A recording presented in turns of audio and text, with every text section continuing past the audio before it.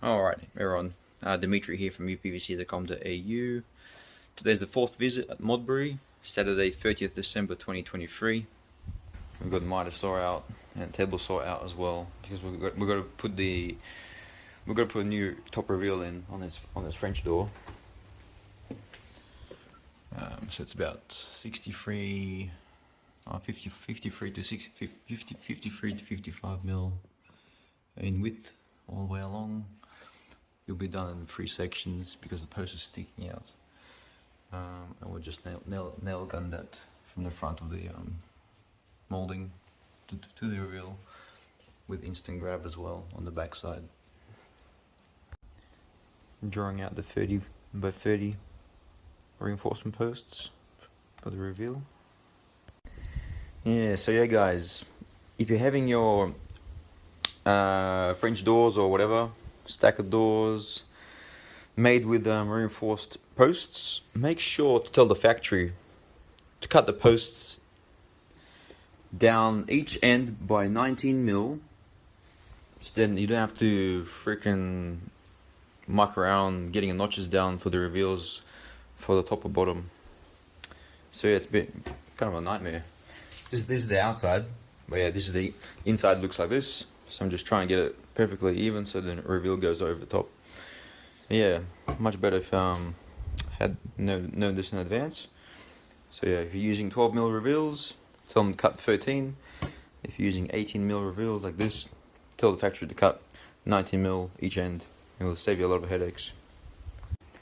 This is freaking one of those videos where it says 2 hours later, still fucking going with this piece. This is not what I signed up for. Far out. Repairs much easier. You get paid up front pretty much all the time on the day. Installation, no idea when you get paid. All this work for pretty much, yeah, it's annoying. Well, it all makes sense now why people quote $800 a window. Because if you get into trouble like this, it doesn't matter if you spend a few more hours, it's worth it. When you're quoting a cheap install, 350 a window, and then you got to do a crap all work, yeah, it's not worth it in the end. Yeah, cracky. So yeah, you get all this mess just to rip down or trim down an 18 mil reveal down to about 16, 15. So then it sits flush against your molding, which is that one there. Nearly flush. It's probably like a millimeter to go, but we sealed, that'll be okay. I would prefer to put mine on here to cover that. So molding this side, molding that side.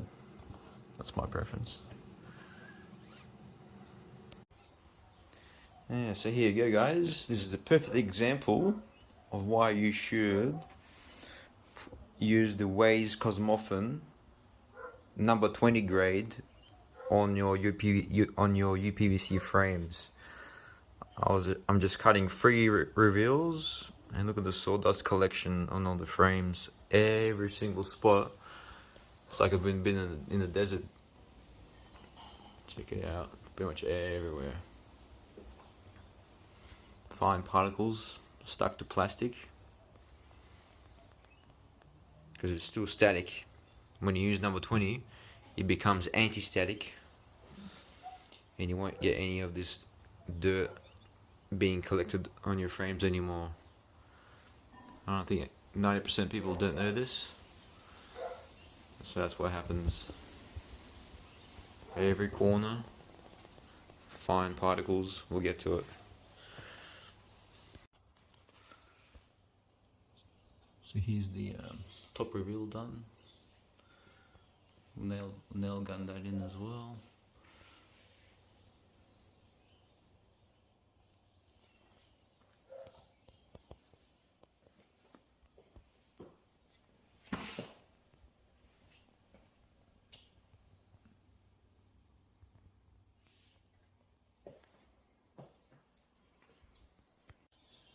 Hey, I've got snowflakes from the sawdust. How about that? So here's the anti-static effect, fast drying, plastic cleaner, non-dissolving. Even though you wipe the whole frame after that, you still got to use a harsher chemical because you can't get rid of pencil marks, for example, or other smudges like that. So 10 grade cleaner is required, methylated spirits, or maybe even wipe on, wipe off from Bunnings will do. Yeah, caulking completed.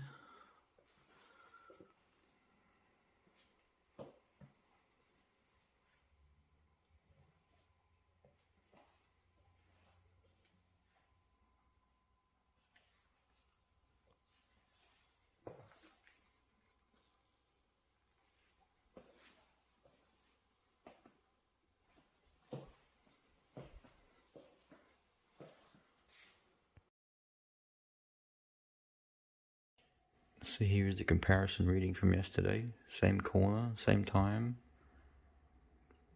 same temperature. Yeah. About same temperature. It's about. I think it's quite a bit warmer out there than it was yesterday this time, though. Yeah, so we're reading about 2.8 degrees difference from yesterday with double glazed glass in 416.4. Yeah.